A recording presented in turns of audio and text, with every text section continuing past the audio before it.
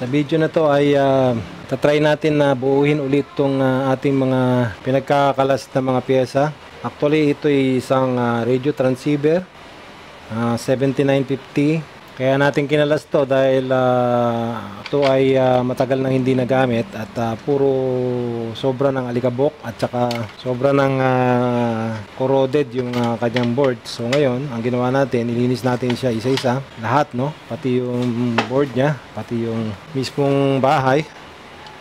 Ito. So ngayon, itatry natin siyang ibalik. At i-connect natin uli yung kanyang mga connection. So ayan, so try natin. So ang gagawin natin, unahin natin yung ito.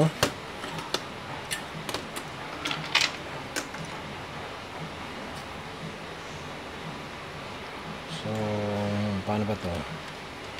Ganyan ba to? Nakalimutan ko na. So ito hindi.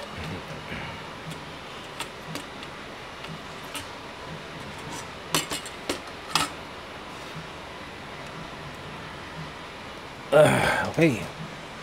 At nandito ang mga screw niyan.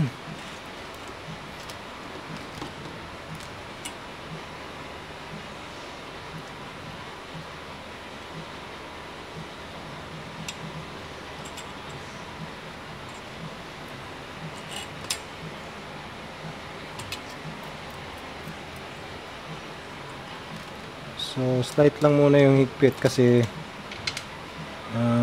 para ma-align muna natin yung kanyang ibang mga slot ng screw. May slot na ma-align natin na maayos.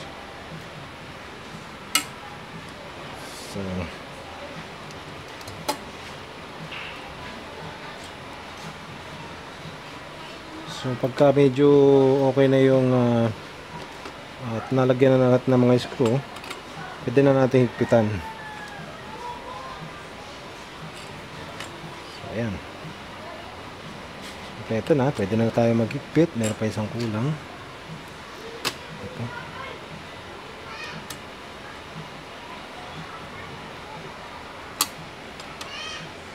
Okay.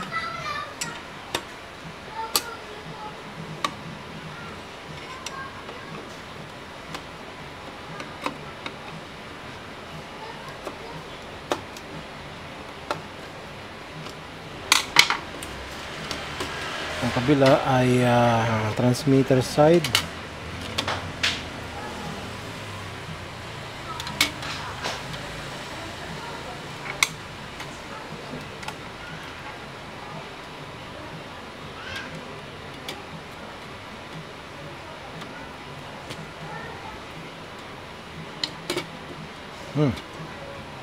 Mas ko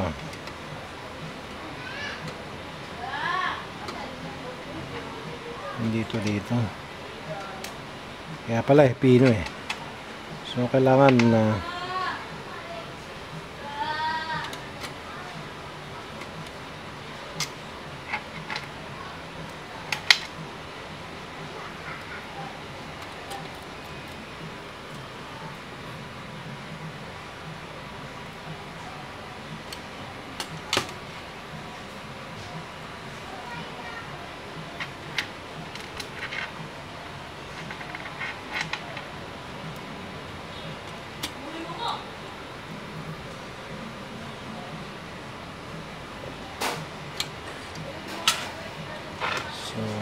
change angle tayo.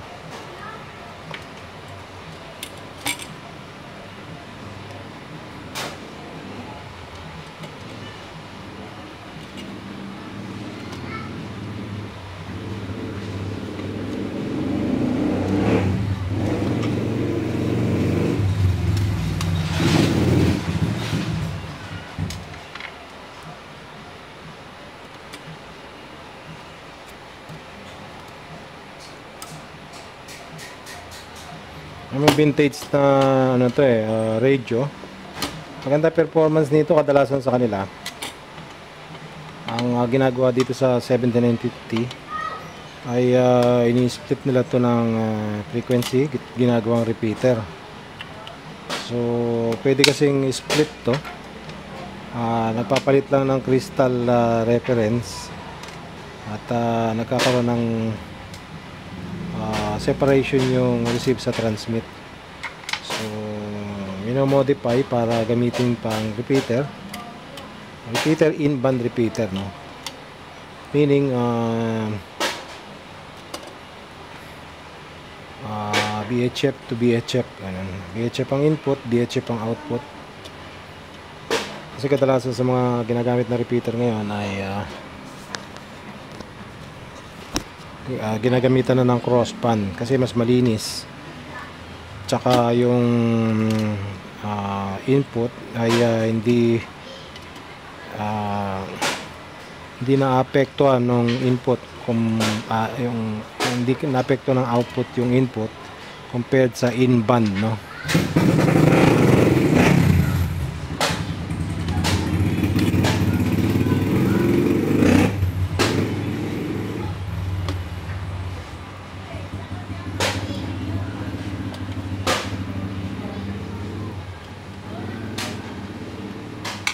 Okay, kompleto na ba ang screw? Screw. Okay. Ano pa isang kulang? So, iba yung kompleto yung screw, no? Kasi alam mo naman yan, pagka mga grounding, importante yan eh. Kailangan naka-ground lahat ng chassis.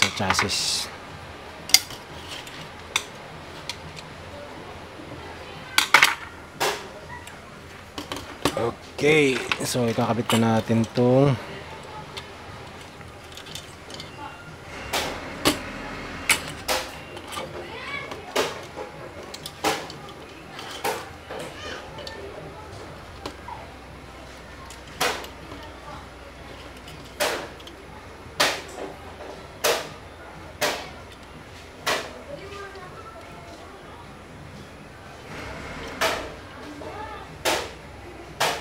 siya baliktad.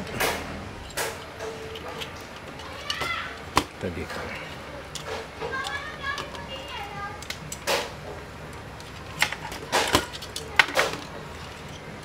Okay. So ito sa ilalim. Ito dito. Tapos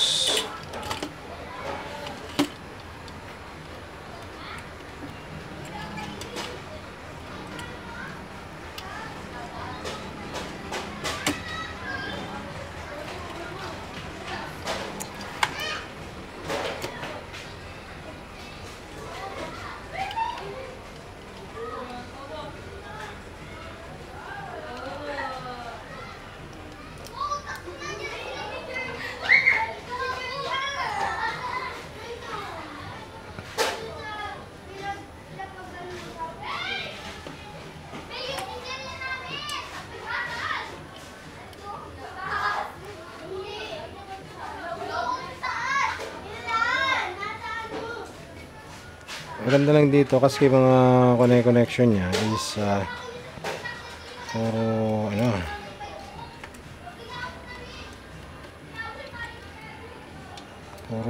disakit, no? At maganda ang magandang madaling kalasin, madaling ibalik. Yun ang kinaganda ng mga pagkasakit, no? So yung microphone parang may problema to, parang may naputol. So anyway, malalaman natin yan at dudugtong na lang natin. Ito naman ang mga sakit nito ay hindi magkakapareho ang sukat. So no way na magkapalit-palit yung mga niya.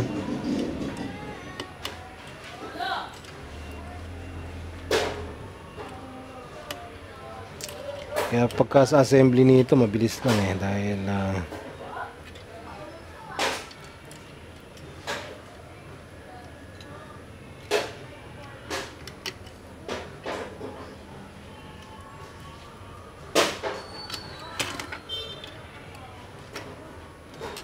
Ito sa lalim.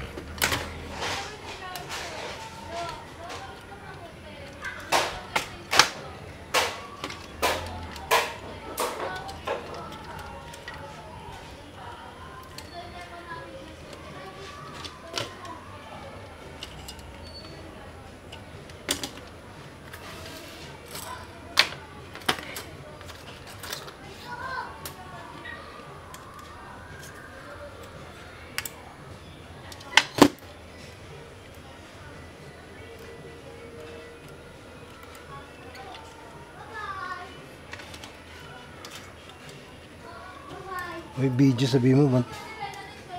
Pero record pa tayo, ha? So ito ang blue. Ito yung blue. Ito yung white. Okay.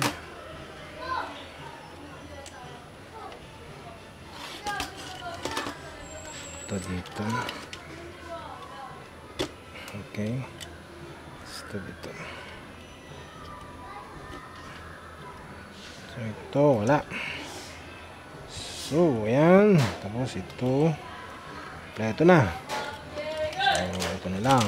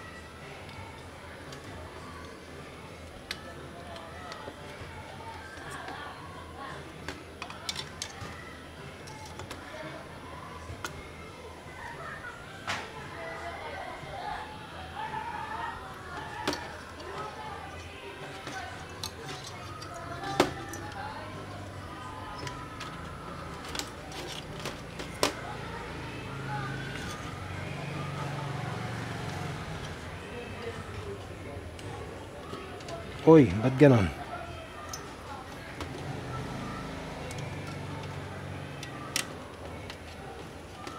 So, itong wire na to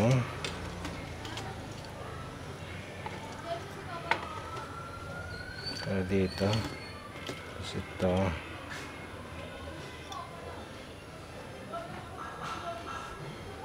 sa receive pala to. Okay, sa antena to. Okay, dito to.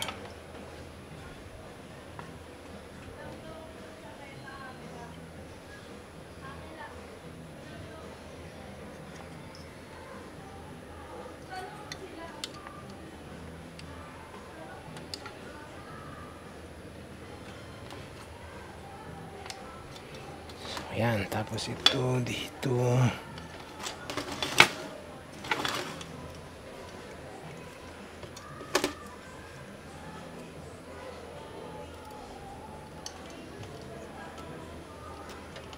So wala na kasing ano to eh. Wala na siyang so kailangan natin ng panghinang.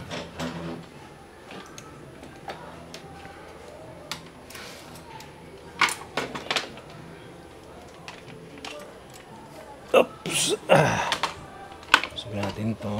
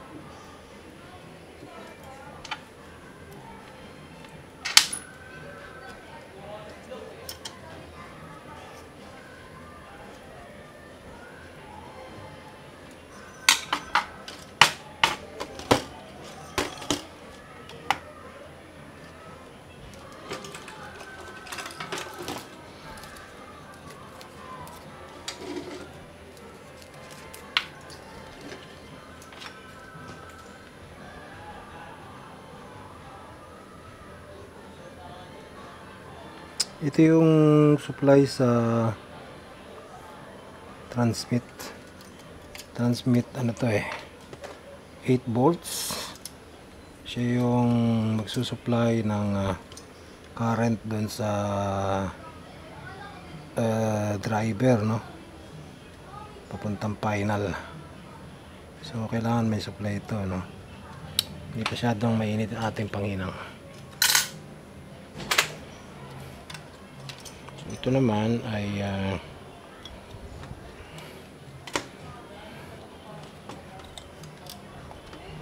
aalay natin ng konti dahil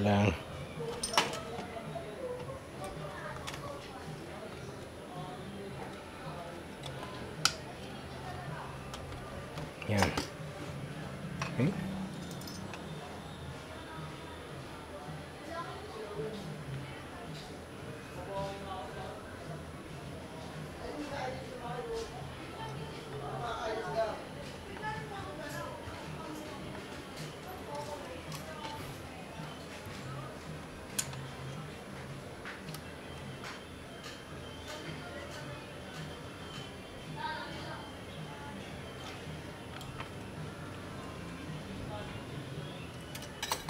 Okay, tapos ano pa yung mga naputol dito na kailangan dugtong yung dalawang sa speaker.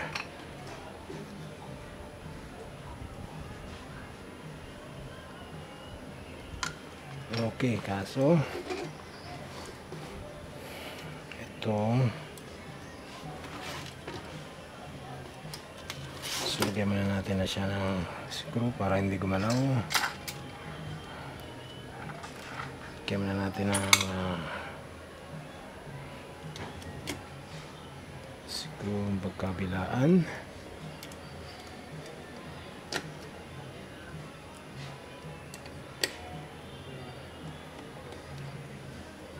Para hindi lang ba gumalaw.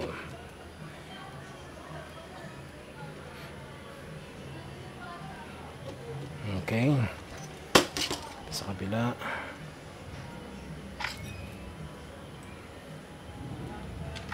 para mai-align natin muna.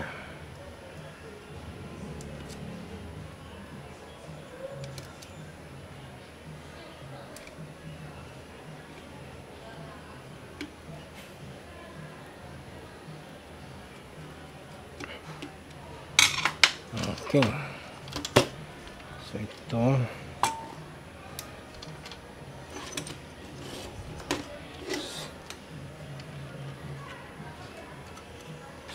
ground to sigurado.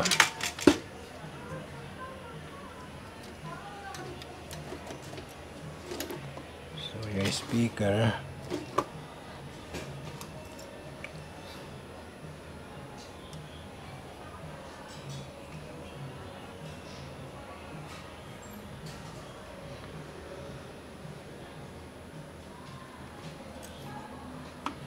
wala isang cord.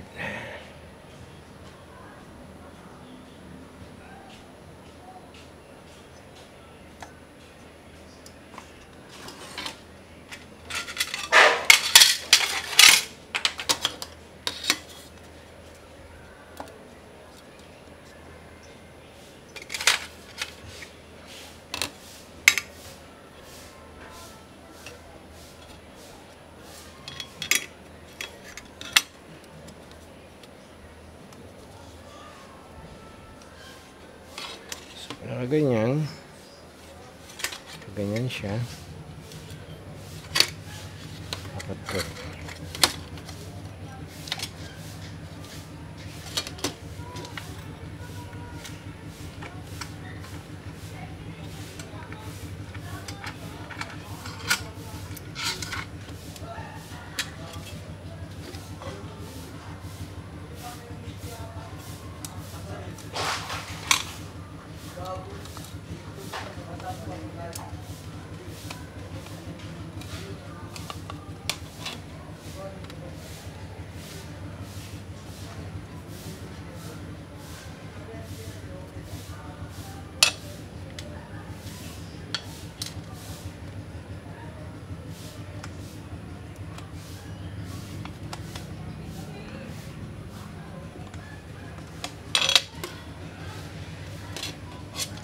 Baba.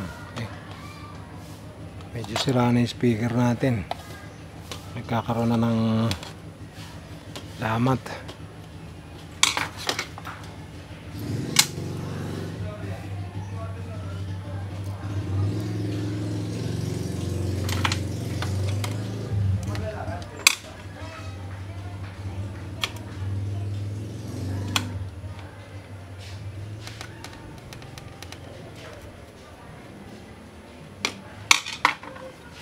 Okay.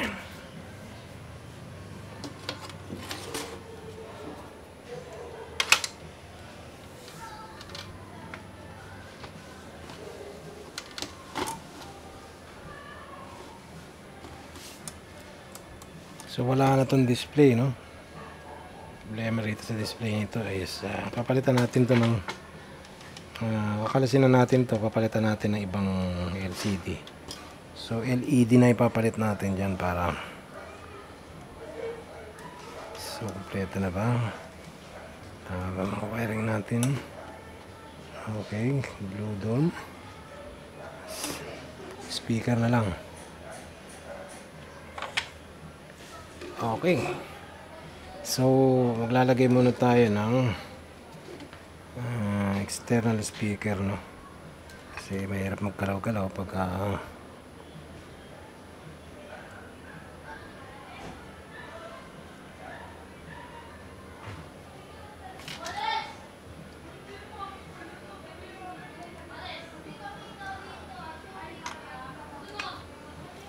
okay. So ito ground. Tignan natin kung may power. So pag magpa-power kayo ng ganito, importante na mababang current lang muna ang susupply nyo.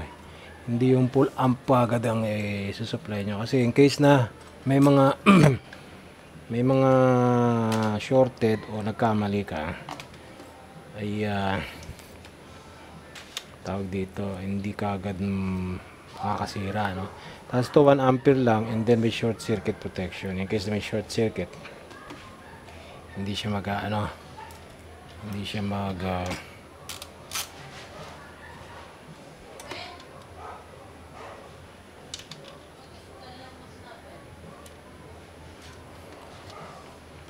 negative pa. Okay. So ayan, milaw na. So yung squelch. Okay, kunin lang natin yung speaker, no? Wait.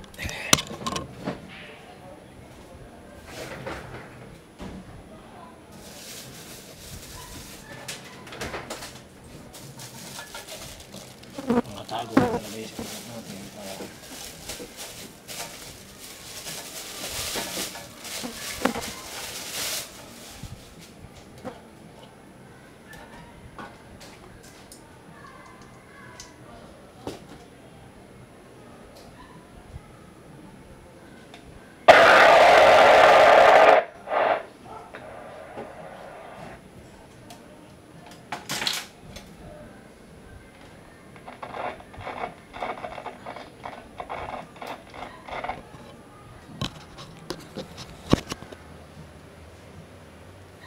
so malalaman mo talaga na no? Malalaman mo talaga na matagal nang hindi nagamit to dahil yung mga cracking noise, no? Talagang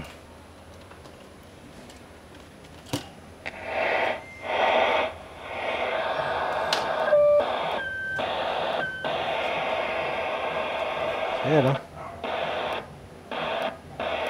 Ano?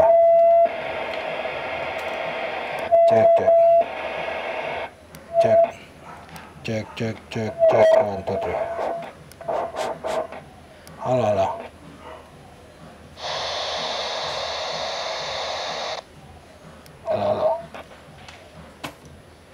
So, gumagana yung receive niya. Tingnan natin. Tulad yan, nagsushort, di ba? Pag nagsushort na ganyan, sa matataas na ampere, putok yan. So, importante na safe palagi yung ginagawa natin. Hindi makakasira at hindi maninira yung supply natin in case na may short circuit.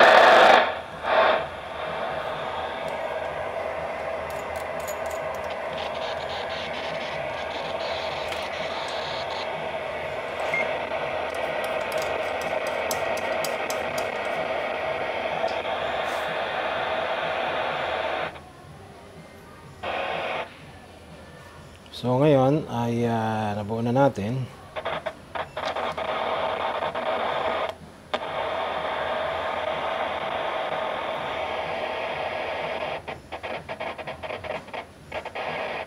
Tulad niya, nagloloko yung mga potentiometer niya, no?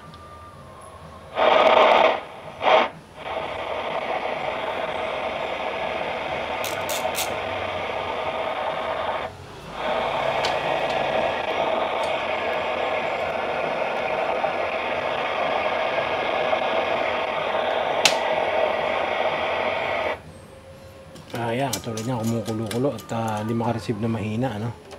Katulad dito.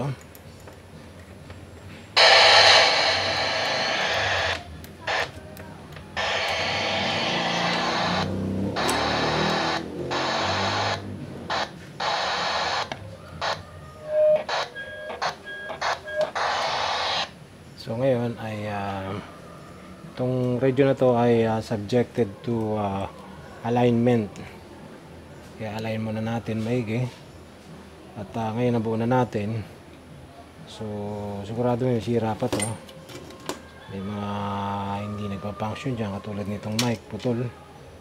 Kailangan pa natin iyan yan. Hinangin kung saan yung putol nya.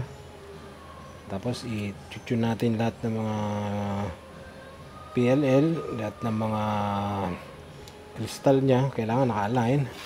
Siyempre sa tagal ng panahon, lalo na itong RF receiver filter, itong IF squelch, yung signal strength, yung power output nya, at so yun, for the meantime binulang muna natin to at ikabit na natin lahat ng mga pwedeng gamitin, and then unti-unti i-align na lang natin. So ngayon ay okay na siya at wala naman shorted at under testing and under alignment na lang siya. So idadaan muna natin siya sa mga equipment para ma-i-align natin maigi. So hanggang dito muna at sa susunod na video pakita ko sa inyo paano natin i-align. So salamat sa inyong panonood. Bye!